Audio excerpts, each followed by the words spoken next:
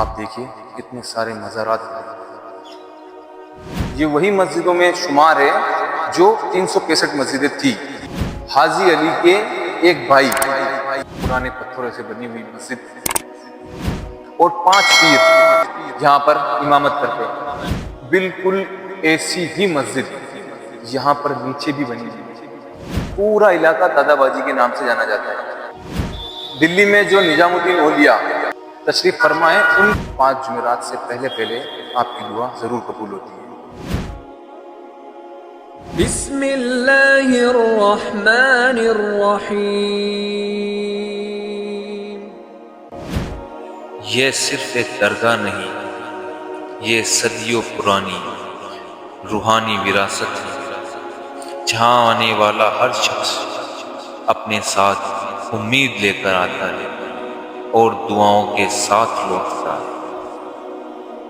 कुछ जगह सिर्फ पत्थरों से नहीं बल्कि औलिया कराम की दुआओं से बनती है। यहाँ पर मिलता है रूह को सुकून। आइए आपको लेके चलते हैं एक ऐसे सफर पर जहाँ दुआओं से क्या कुछ नहीं मिलता। अस्सलाम वालेकुम नाज़रीन। तो आज हम आए हुए हैं मांडल की एक और ऐसी दरगाह जो बहुत लोगों तक छुपी हुई है। अभी बहुत सारे लोग इस दरगाह के बारे में नहीं जानते। ये दरगाह मांडल तालाब की पाल के ऊपर मौजूद है। तो आइए इनके बारे में आपको पूरी डिटेल आगे समझाते हैं। हम एक ऐसी मुक़द्दस जगह पर खड़े हैं। आप देखिए कितने सारे मज़ारात हैं। ये जगह और कहीं नहीं, मांडल के अंदर मौजूद है। मांडल तालाब की पाल के ऊपर, ये तालाब की पाल का एरिया है। इधर इस साइड मांडल तालाब है पूरा। और यहाँ पर ऐसी मुक़द्दस जगह, ऐसी रूहानियत वाली जगह, बहुत ही शानदार सुकून देने वाली जगह। जैसा कि आपको पता है कि मांडल के अंदर 365 मस्जिदें थी। अभी हालांकि वो आबाद नहीं है, मगर उनमें से एक ये मस्जिद है। जरा गौर से देखिएगा इसकी बनावट को। ये वही मस्जिदों में शुमार है जो 365 मस्जिदें थी। अल्हम्दुलिल्लाह आज भी यहाँ पर नमाज होती है। जैसे जिसको समय मिलता है वो यहाँ पर नमाज अदा करता है अपनी। और इस मुक़द्दस जगह पर, रूहानियत वाली जगह पर मस्जिदें मौजूद है आज भी। यहाँ की एक मान्यता है, अगर आप यहाँ पर कोई भी दुआ करते हैं तो 5 जुमेरात तक लगातार आप ये अकीदा रखते हैं कि 5 जुमेरात तक मैं यहाँ पर हाजिरी दूंगा, तो इंशाअल्लाह ताला 5 जुमेरात से पहले आपकी दुआ जरूर कबूल होगी। तो यहाँ पर ये जो मांडल तालाब की पाल का एरिया है, 2.25 बीघा के समथिंग, तकरीबन 2.25 बीघा, ये रजिस्टर्ड है शेखों के कब्रिस्तान के नाम से। यानी शेखों को कब्रिस्तान की जगह दी गई थी, वो ये जगह है। और यहाँ पर ये कब्रिस्तान, ये इलाका, पूरा इलाका दादाबाजी के नाम से जाना जाता है। लोग दादाबाजी के नाम से ही यहाँ को जानते हैं। तो हमने जब मालूम किया तो हमें पता चला कि यहाँ पर दिल्ली में जो निजामुद्दीन औलिया तशरीफ फरमा है, उनके एक साहबजादे, उनका मज़ार भी इन मज़ारों में शुमार है। अभी हमारे पास कुछ जानकारी नहीं है कि वो मज़ार कौन सा है, मगर इन मज़ारों में से एक मज़ार उनका है।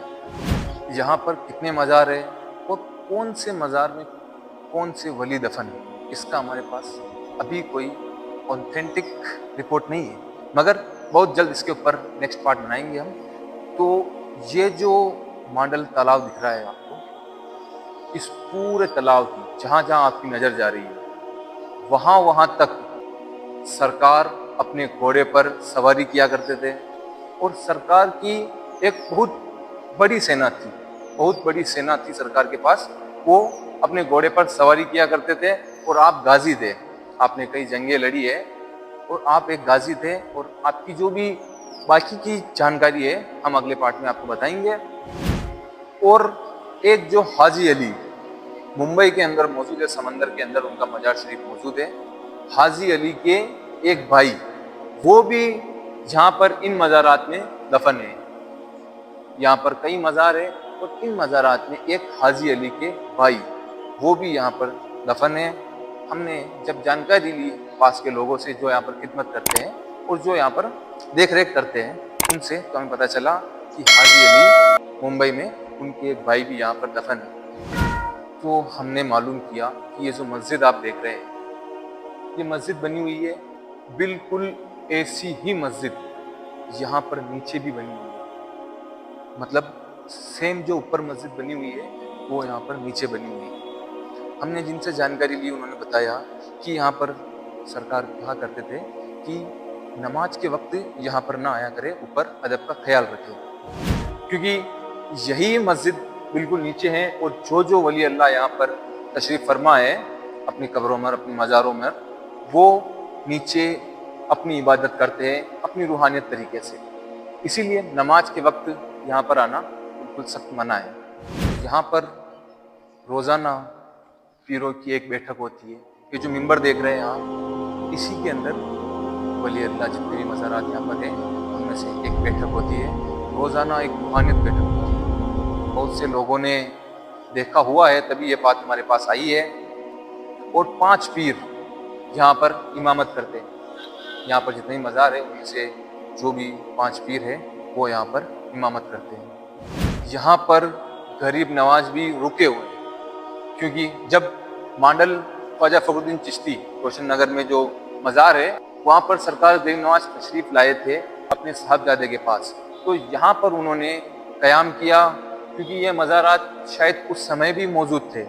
जब गरीब नवाज यहाँ पर तशरीफ़ लाए उस समय ये मज़ारात मौजूद थे, तो यहाँ पर गरीब नवाज भी रुके हुए हैं। तो हमारे पास यहाँ पर मालूम चली है कि यहाँ पर साल में एक दफ़ा ऐसा आता है जहाँ पर कुछ बहुत हाई प्रोफाइल पर्सन यानी कुछ वीआईपी लोग यहाँ पर आते हैं अपनी लग्जरी गाड़ियों में, क्योंकि आसपास के लोगों ने वो चीज़ देखी हुई है। क्योंकि लग्जरी गाड़ी के अंदर लोग आए तो एकदम आदमी देखते हैं। तो यहाँ पर जो लोग आते हैं उनके बारे में हमें मालूम चला, वो अपनी तरफ से खिराज अकीदत, चादर, फूल, मिठाई जो कुछ पेश करते हैं। ये हमें मालूम चला कि आसपास जो लोग रहते हैं या यहाँ पर दरगाह पर जो आते रहते हैं, उन्होंने बताया कि साल में एक दफ़ा ऐसे लोग भी आते हैं। यहाँ पर आने के लिए 2 रास्ते हैं। एक रास्ता ये मांडल तालाब की एकर में लास्ट में पाल की तरफ ये एक रास्ता आ रहा है, यहाँ से आप दरगाह शरीफ पर आ सकते हो। और एक और रास्ता मांडल तालाब की पाल जो वो स्ट्रेट चलती हुई आ रही है, उस साइड से भी आप दरगाह शरीफ पर आ सकते हो। यहाँ पर आने के लिए आपको ये जो रास्ता जा रहा है, पीछे एक रोड जा रहा है, ये ब्यावर की तरफ जाता है। इस रोड पर आकर आप यहाँ पर आ सकते हैं। अगर आप कोई कार्यक्रम करना चाहे, प्रोग्राम करना चाहे या कुछ भी करना चाहे और बाकी की अगर इन्फॉर्मेशन चाहिए तो यहाँ पर ये नंबर दिए हुए हैं,